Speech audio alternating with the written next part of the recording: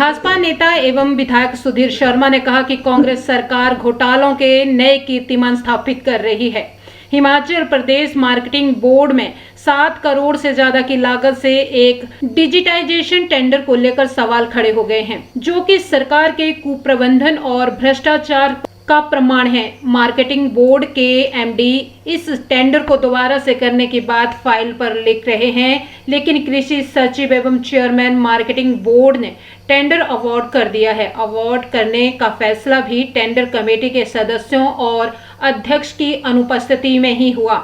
इस प्रकरण पर एक बहुत बड़े घोटाले की आशंका करता है। उन्होंने कहा कि टेंडर अवार्ड करने में राज्य सरकार के स्थापित वित्तीय नियमों की अनदेखी हुई है। मार्केटिंग बोर्ड और चेयरमैन के एक मत न होने के कारण टेंडर कॉल एमडी ने किया था, लेकिन अवार्ड लेटर चेयरमैन ने दिया। अब कंपनी से एग्रीमेंट कौन करेगा, इस पर दुविधा है।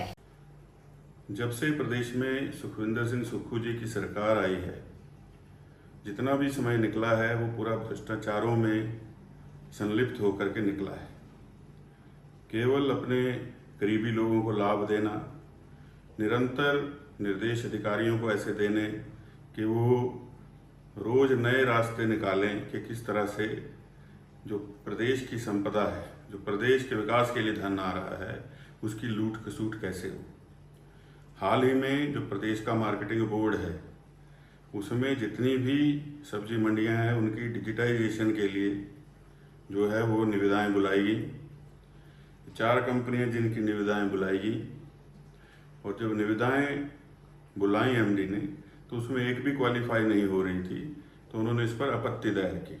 लेकिन आनन फानन में जो विभाग के सचिव हैं और अभी चेयरमैन भी हैं, उन्होंने जब एमडी छुट्टी पर थे तो एमडी कार्यालय में जा कर के जो मार्केटिंग बोर्ड है उसके कुछ सदस्यों को बुला करके 7 करोड़ में एक कंपनी को ये काम दे दिया, और जिसमें कि जो वित्तीय नियम हैं प्रदेश सरकार के, उनकी भी अवहेलना की। और ये भी हैरानी की बात है कि प्रदेश की मंडियों के पास इतना पैसा ही नहीं है। तो इस तरह से करोड़ों रुपए के टेंडर कर देना, और टेंडर में जो पास ही नहीं हो रहे हैं ऐसी कंपनियों को काम दे देना, खुला जो है ये भ्रष्टाचार प्रदेश के अंदर चल रहा है।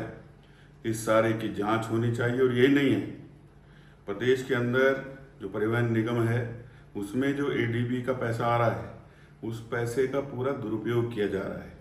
मुख्यमंत्री जी के चुनाव क्षेत्र के अंदर एक बहुत बड़ा होटल जो है वो पर्यटन निगम बना रहा है, और वो जिस ज़मीन पर बन रहा है वो सेरीकल्चर की ज़मीन है, और एक समय पर वो निजी भूमि थी और इसलिए दी गई थी ताकि वहाँ पर सेरीकल्चर का काम हो सके।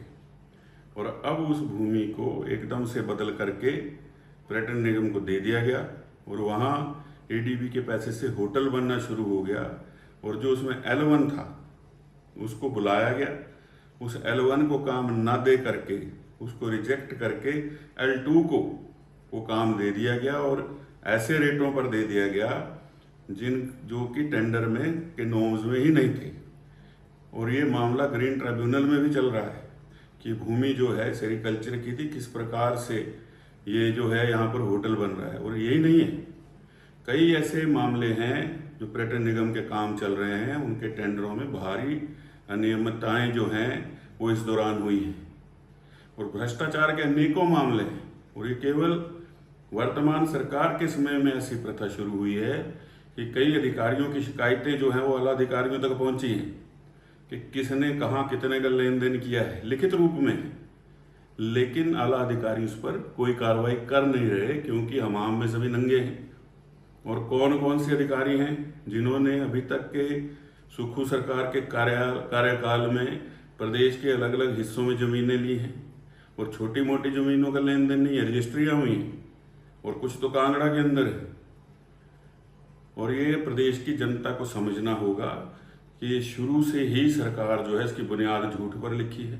सुखविंदर सिंह सुक्खू जो है वो निरंतर झूठ बोलते हैं। वो तो यहाँ तक बोल देते हैं कि मेरी पत्नी का मायका जो है वो देहरा में है, जबकि वो देहरा की है ही नहीं। वो देहरा के लिए उनका कोई योगदान नहीं। जो लोग अपने चुनाव क्षेत्र नदौण के अंदर सुधार नहीं कर पाए अभी तक, तो देहरा का क्या सुधार करेंगे? ये देहरा को और अन्य प्रदेशवासियों को सोचना चाहिए। और ये जो तीनों उपचुनाव हो रहे हैं, मेरा निवेदन रहेगा सभी से कि इसमें तीनों भारतीय जनता पार्टी के प्रत्याशियों को आप जिता करके भेजिए। और मैं लगातार कह रहा हूँ कि ये सरकार जो है, इसके पास बहुमत नहीं है। ये सरकार जो है, ये कुछ ही दिनों की मेहमान है और प्रदेश के अंदर सरकार बदलने वाली है।